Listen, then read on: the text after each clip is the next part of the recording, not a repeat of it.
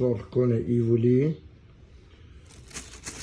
مخزندار، طریقه بخارپز، مخزن آب داره بالاش، 8 لیتریه، پنلش کامل لمسیه و درش هم آرام بنده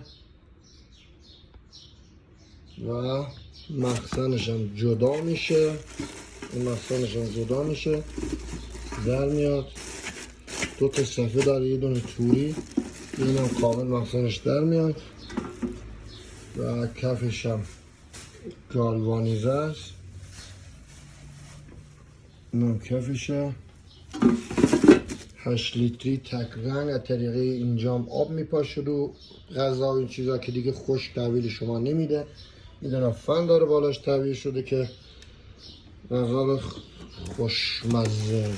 خوشمزه تحویل شما میده.